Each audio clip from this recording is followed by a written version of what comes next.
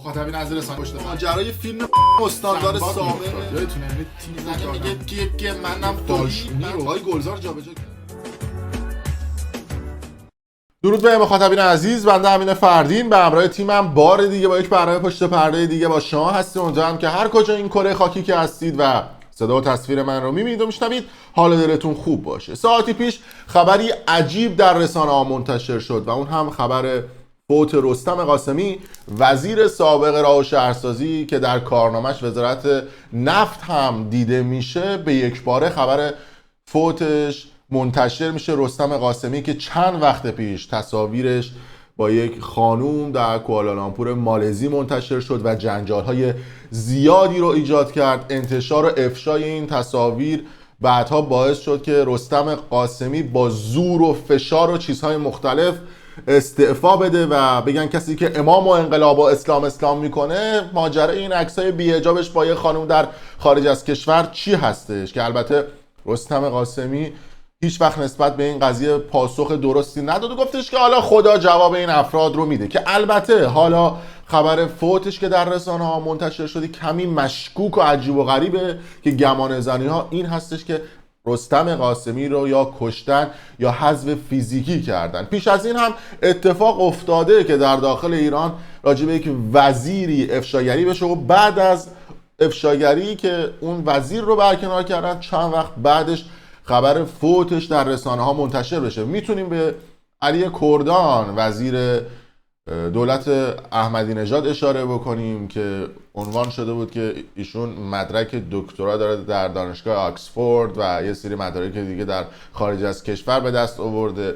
این چهره که میان یه سری از نماینده‌های مجلس که البته جناح مخالف سیاسی احمدی نژاد بودن علیه کردان موضع میگیرن، افشاگری میکنن و توی مجلس میگن که مدرک تحصیلیش جعلی هستش. با استعلام هایی که گرفته میشه متوجه میشن که بله وزیر یک مملکت عریض و طویل که گندگوز منطقه هم هست و میگه ما در منطقه و جهان اول هستیم، کل مدارک تحصیلیش جعلی بوده و ایشون سیکل داشته.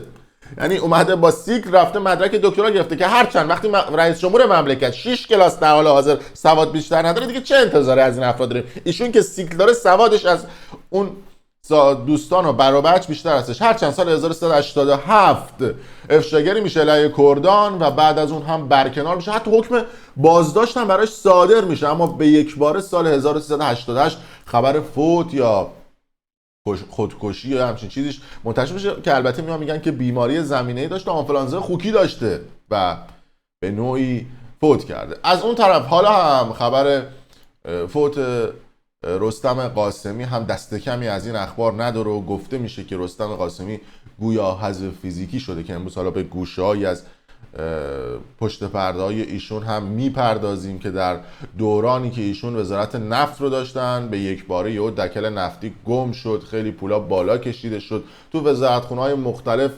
ایشون هر موقع که سمت داشتن یه دل و دزدی سنگینی میشد، احتمالاً سرش تو لاک یه سری دل و دزدا بوده و بعد از اینکه این تصاویر ایشون در کوالالامپور مالزی پس از 10-11 سال افشا میشه توسط شاهد علوی که از خبرنگارانی که فعالیت میکنه، به یک بار خبر فوتش منتشر میشه. البته حالا من باید ببینم واکنش یه عده نسبت به شاهد علوی چیه، چون کسایی که دشمن من بودن، من قبلا راجع به یه سری افراد وقتی افشاگری میکردم حالا فوت میکردم به من حمله میکردن، میگفتن که چه عامل فوت یا خودکشی اون طرف هستید. ولی خب شاهد علوی حالا ببینیم که نسبت به ایشون چه واکنشی نشون میدن و ایشون رو متهم میکنن به این که ایشون باعث فوت رستم قاسمی بوده. هرچند من البته این چیزها رو شروور میدونم که اگه یک کسی بخواد راجع به یک کسی افشاگری بکنه، راجع به یک کسی خبر بزنه، مسئولیت فوت با اون شروور یه سری از این سایبری مایبری هست، حالا با اون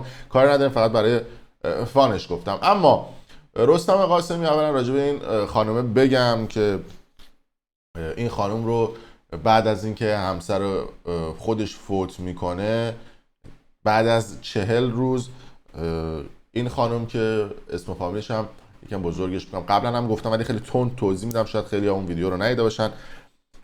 به اسم فامیلش از افسانه مولایی تو فضای مجازی که بعد از اینکه با رستم قاسمی رفت اسم خودش از افسانه به فاطمه تغییر داد و صیغه رستم قاسمی شد. جالب بدونید که رستم قاسمی بعد از فوت همسرش اومد یه دونه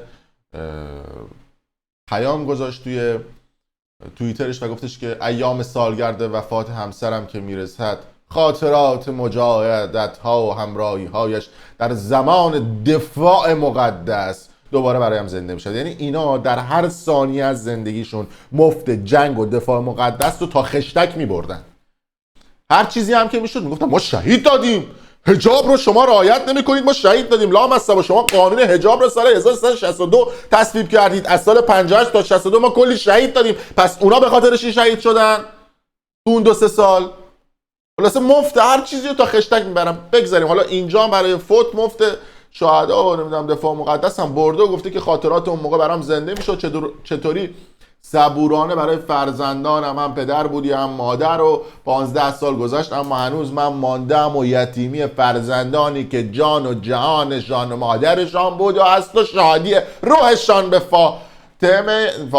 فاتحه‌ای مهمانش کنید. از این صحبت ها هنوز به 40 نکشیده آج آقا رفت یه شخصی دیگه، این خانم که الان این پا حجابش اینه بی حجابش اینه رو گرفت و صیغه کرد. صداش هم بالا نیاورد ولی خب یه حلال صیغه، کسی هم به کسی ایرادی نمیگیره، گرفته دیگه. ما با اینجاش مشکل نداریم، یعنی هر کسی هم فکر کنم با این که ایشون رفته زن نو و جدید گرفته فکر نمی‌کنم حالا کسی ایراد بگیره، در همه جای دنیا هست. اما اینکه حالا میاد جلوی دوم بسم الله بسم الله اینها میکنید، اینجاتون جای مرد داره، با اینکه میرید تو خارج از کشور بی حجاب و بلنگ باز و اینا میگردید، اونجاش مردم ناراحت میشن.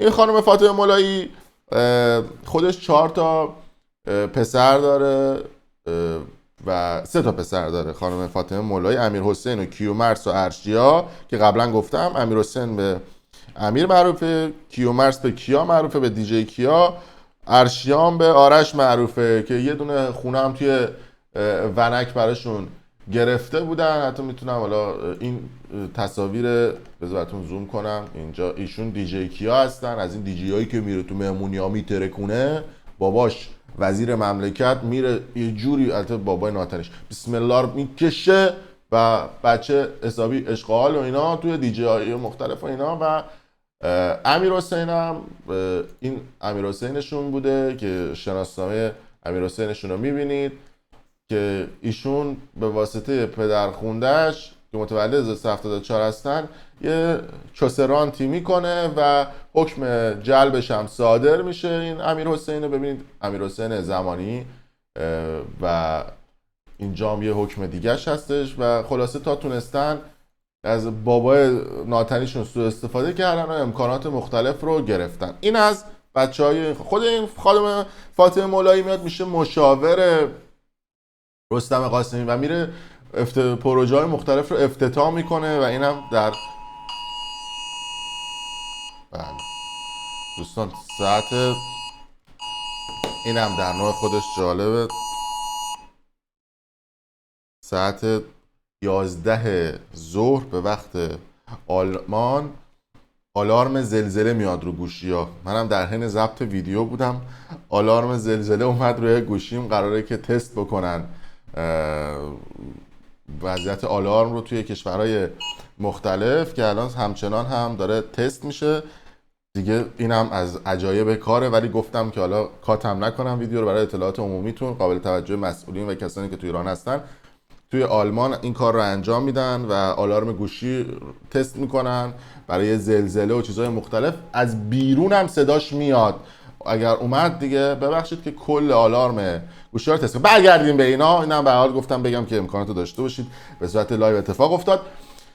خلاصه رستم قاسمی خانم رو صیغه میکنه، این خانم فاطمه مولایی میره پروژه رو افتتاح میکنه. خود رستم قاسمی هم 4 تا بچه داره، 2 تا دختر 2 تا پسر، که داماد رستم قاسمی توی کرمان حسابی رانتولابی کرده بوده که پروندهش زیر دست قاضی صلواتیه و داره پروندهش رو بررسی میکنه. اینم از ایشون. اما این که من گفتم مشکوک میزنه رستم قاسمی، همه اینا رو گفتیم که آقا احتمالاً کشتنش یا از فیزیکیش کردن بوده دیگه، از رفسنجانی بگیر تا کردانی که بهتون گفتم. این متن آخرش خیلی عجیبه توی توییترش که گفته که در تمام دوران خدمتم از میدان جنگ نظامی تا نبرد اقتصادی تلاشم این بوده که تا پای جان و آبرو آخرین نفس سرباز وفادار ایران و خدمتگزار شما مردم عزیز باشم. از ملت شریف ایران بابت تمامی کاستی های دوران مسئولیت طلب حلالیت میکنم. این توییت رستم قاسمی نکته جالب داره که نه حرفی از نظام میزنه نه از مسئولین نظام تشکر میکنه. یعنی اگر دقت بکنید میگه سرباز وفادار ایران نه نظام و خدمتگزار شما مردم، و حتی از مسئولین یا افرادی که هستن تشکر نمیکنه. و این وقتی شما تحلیل و آنالیز میکنید، ای بابا این آقا این آلارم گوشی هم ول نمیکنه، مراحت داره میزنه. باشه متوجه شدیم دیگه داره تست میکنن اینا، متوجه شدیم که داره زلزله میاد، تست زلزله و جنگ و چیزهای مختلف رو تست میکنن روش. و گفته که من سرباز وفادار ایران و خدمتگزار شما مردم عزیزم. وقتی کلید نظام یا مسئولان نظام رو نمیاره، نشون میده که رستم قاسمی گویا یه سری درگیری ها با یه سری افراد داشته. حالا ممکنه جناح رقیب باشه یا افراد دیگه باشه یا اینها اصلا جنگ های سیاسی باشه. میدونید که افراد سیاسی یه سری پرستوها رو میفرستن، یه سری افراد رو میفرستن، آتوها رو جمع میکنن در مواقع مختلف که میخوان حالا یه کسی رو حذف بکنن، اونا رو پخش میکنن یا افشاگری میکنن، طرفا بعد بذاره بره. هرچند اون کسی که پرستو میفرسته یا اون کسی که حتی این کار رو انجام میده به نظر من مقصر نیست. اون مسئول است که باید شل زیپ نباشه. زیپ تو بچسب سفت که هر کسی هم برات فرستادن شل نکنی بیفتی.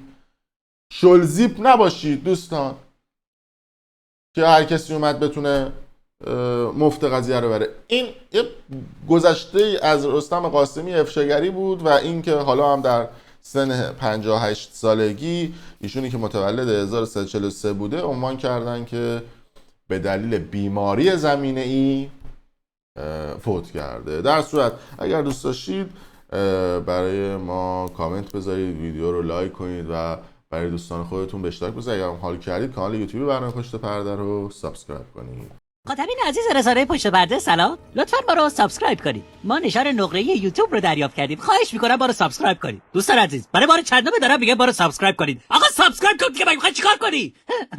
لطفاً ما رو سابسکرایب کنید.